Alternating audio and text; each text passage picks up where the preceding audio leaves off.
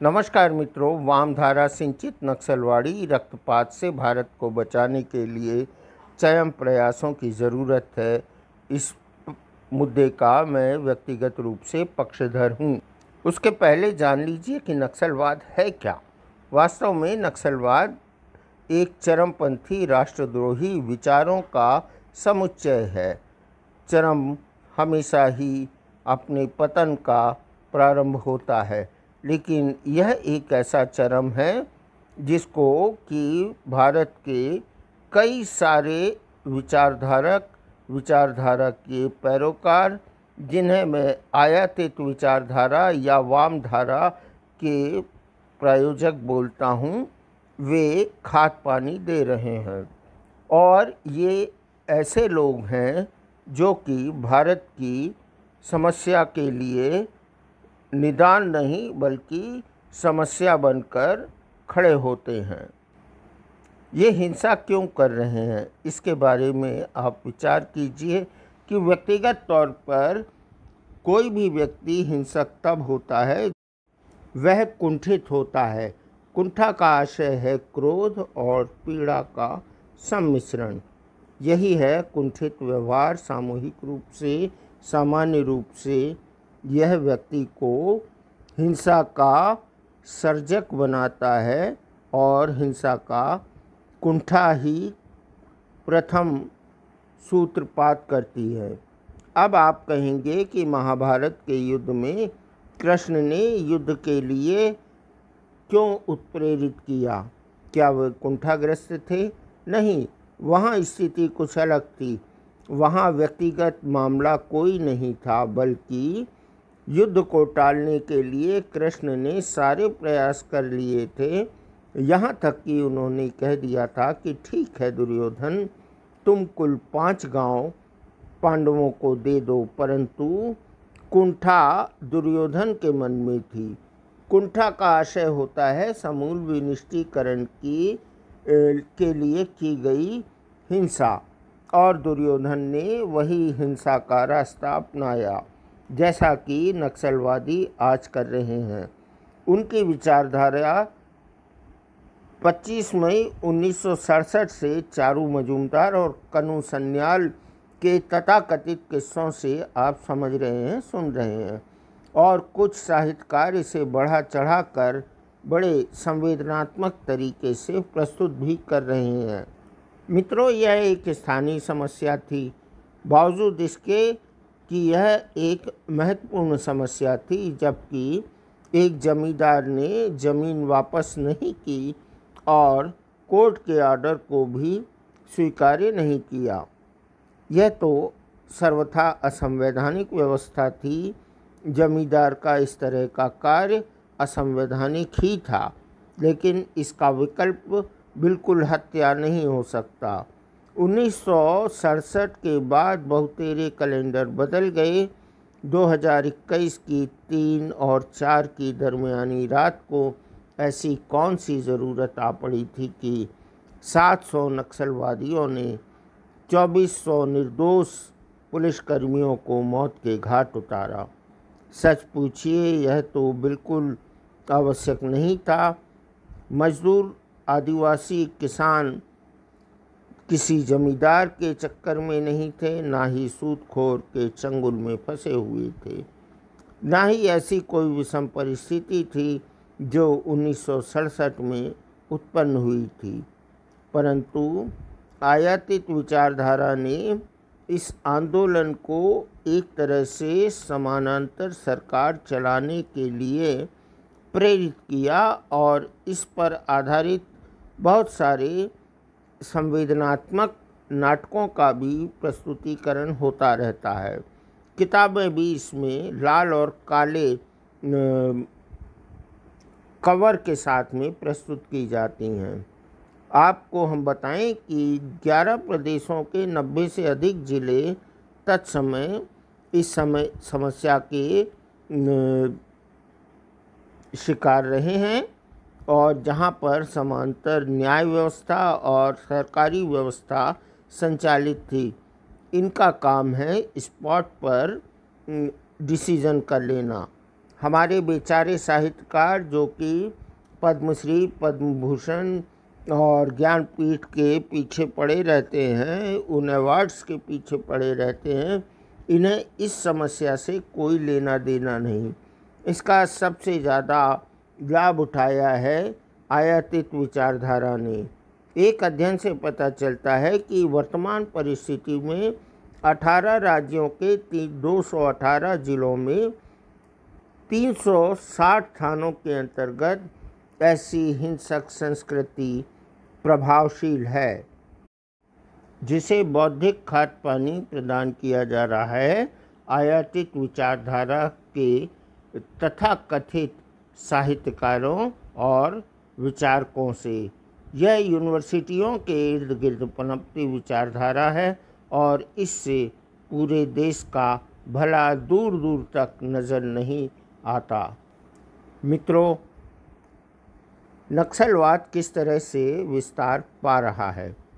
नक्सलवादी उन स्थानों को अपना अड्डा चुनते हैं जहां पर अंतर्राज्यीय सीमा हो, और अंतर्राज्यीय सीमा में वह स्थान चुनते हैं जहां दुर्गम क्षेत्र मौजूद हो, ताकि उन्हें छिपने की व्यवस्था मिल सके, छिपने की सुविधाएं मिल सके, और वह स्थानीय किसी महानगर से, किसी महानगरों से जुड़ा हुआ भी नज़र आए, लेकिन आँखों में नज़र भी ना आ पाए।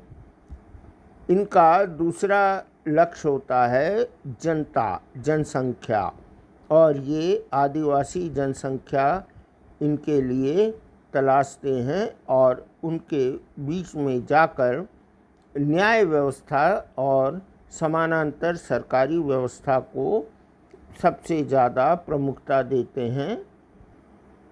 चौथा कारण यह है कि सरकार से हमेशा नाराज रहने वाले तथाकथित आयातित विचारधारा के पैरोकार इन्हें खासी वैचारिक मदद पहुंचाते हैं। आपको याद होगा कि 1970 के आते आते स्वर्गीय इंदिरा गांधी ने इस समस्या को गंभीरता से लेना शुरू किया था, और उन्होंने ऐसा कहा जाता है कि आर्मी का भी सहयोग लिया था। इसकी पुष्टि अभी मैं नहीं कर रहा हूँ, फिर भी जो तथ्य मेरे संज्ञान में आया है आपके सामने प्रस्तुत कर रहा हूँ। 1970 से 80 तक के दशक में नक्सली समस्या प्रभावित इलाकों में घटनाएं इसी वजह से कुछ कम हुई, लेकिन फिर 2004 और 2012 इस अवधि में नक्सली हिंसा में अचानक वृद्धि हुई। सबसे ज़्यादा दुखद स्थिति कोविड के उपरांत आंकड़ों में कमी आने के बाद एक अचानक हमारे 24 जवानों की शहादत कर देता है। यह आंदोलन इस तरह से अपने अस्तित्व को बनाए रखने में सफल हो जाता है।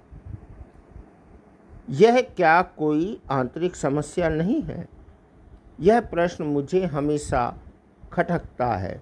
वास्तव में यह आंतरिक समस्या है ही नहीं।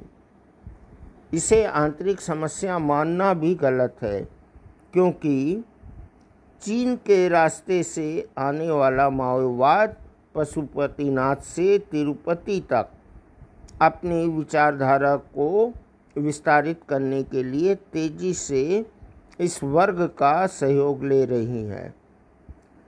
आपको यह जानकारी मिल ही गई होगी कि मध्य प्रदेश, छत्तीसगढ़, आंध्र प्रदेश और महाराष्ट्र की बॉर्डर में हिडमा नामक कमांडर 800 से अधिक गुमराह महिला पुरुषों को अपने साथ लेकर सक्रिय नज़र आता है। पुलिस चीफ का कहना है कि बीजापुर सुकमा की घटना में 700 नक्सलवादियों ने हमला किया। मैं वामधारा के चिंतन को सबसे पहले यहाँ स्पष्ट कर देना चाहता हूँ। अभी वर्तमान में हिडमा या नक्सलवाद के पास कोई ऐसा एजेंडा नहीं है जिससे कि वो आगे अपनी कुंठा को अभिव्यक्त कर सके, यानी हिंसा कर सके। पर ये ऐसा क्यों हो रहा है? विश्वविद्यालय के कैंपस में पनपने वाली विचारधारा हिडमा को खाद पानी देने में किसी भी तरह की कोताही नहीं बरत रही है, और आयातित विचारधारा का उद्देश्य ही है कि वर्ग संघर्ष कराओ, और अगर वर्ग नहीं है तो वर्गीकरण करो और संघर्ष कराओ, ताकि भारत में एक तरह की हिंसा का जन्म हो। और इसका श्रेय मैं बेशक अर्बन नक्सलियों को देता हूँ, जो तथाकथित रूप से प्रगतिशील साहित्य के नाम पे इस तरह की चीज़ें प्रस्तुत करते हैं, इस तरह के विचार को विस्तारित करते हैं। हम जानते हैं कि हमें विश्व बंधुत्व की बात करनी चाहिए, हम समझते हैं क्योंकि ये हमारे कल्चर में है, किंतु वर्तमान में आप देखेंगे कि कई सारे ऐसे आर्टिकल और पोर्टल भी हैं जो वर्गीकरण, विभेदीकरण और आपसी युद्ध को प्रोत्साहित करते हैं। गंभीरता से सोचे तो माओवाद का उद्देश्य यही है कि पशुपति से तिरुपति तक खूनी संघर्ष होता रहे। कार्ल मार्क्स, लेनिन, स्टालिन, माओ, ये सारे वे ब्रांड नेम हैं जो कि हिंसा पर आधारित इस तरह की विचारधारा का मार्ग प्रशस्त करते हैं। हालांकि मैं व्यक्तिगत रूप से कार्ल मार्क्स के बहुत सारे सिद्धांतों को, लेनिन के काफ़ी सारे सिद्धांतों को स्वीकार करता हूँ, उन्हें पसंद करता हूँ, लेकिन उसका एक रास्ता उन्हीं के सिद्धांतों का फ़ायदा उठाते हुए नक्सलवादी आंदोलन के रूप में जब भारत में देखता हूँ तो ऐसा प्रतीत होता है कि यह एक विचारधारा गलत दिशा में भारत की परिस्थितियों को ले जा रही है। ये लोग किस तरह से काम करते हैं, इसे समझने के लिए बहुत ज़्यादा बुद्धि की ज़रूरत नहीं है। आप देखिए कि इस तरह के आर्टिकल, लेख, भाषण आप अक्सर सुनते रहते होंगे, तो फिर इनसे जीतने का तरीका क्या होगा?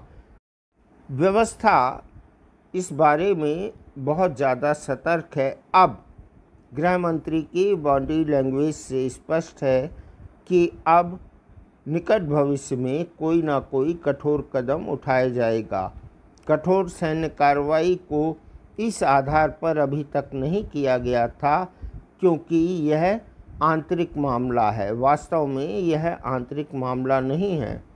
पूर्व में मैंने आपको सूचित कर दिया है कि यह किसी न किसी उत्प्रेरक विदेशी ताकत का आयातित विचारधारा के माध्यम से एक प्रयास है जो भारत में अस्थिरता उत्पन्न कर सके, और इसलिए यह राष्ट्रीय समस्या नहीं है, यह भारतीय जनतंत्र की स्थिरता पर एक सवालिया निशान लगाने पे उतारू है।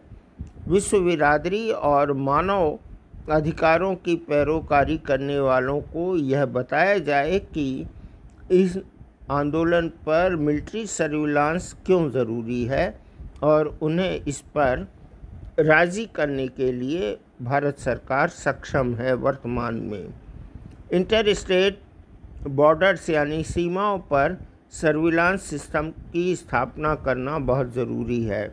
अर्बन नक्सलियों पर चाहे वह जितना भी महान हो और उसे जितना भी पुरस्कृत किया गया हो, उन पर कठोर नज़र रखी जानी चाहिए। वो चाहे किसी भी तरह से अपने काम कर रहे हों, उन्हें सर्विलांस पे रखा जाना राष्ट्र के हित में ज़रूरी है। अब देखना है कि सरकारी हिसाब से नक्सलियों की हिंसा प्रवृत्ति में अगर सरकार यह मानती है कि यह स्थानीय समस्या है तो एक विशेष रूप से गठित बल की स्थापना करें और युद्ध करें। बीबीसी का वेब पोर्टल कहता है कि शनिवार को जो हिंसा हुई है वह हिडमा के गांव पुवर्ती के पास ही है।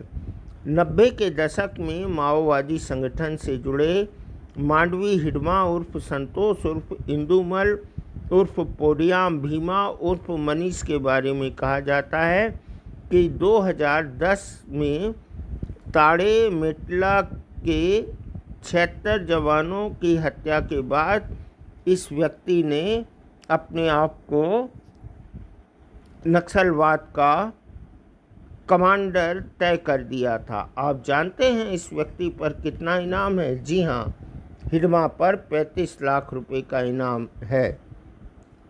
यह सब कुछ सफल हो सका है उन सब कारणों से जो कि भारतीय व्यवस्था के विरुद्ध कृत संकल्पित हैं और भारत को किसी भी स्थिति में कमज़ोर सिद्ध कर देना चाहते हैं। मित्रों, अगर आप मेरे विचारों से सहमत हैं तो इसे लाइक कीजिए, शेयर कीजिए। नमस्कार।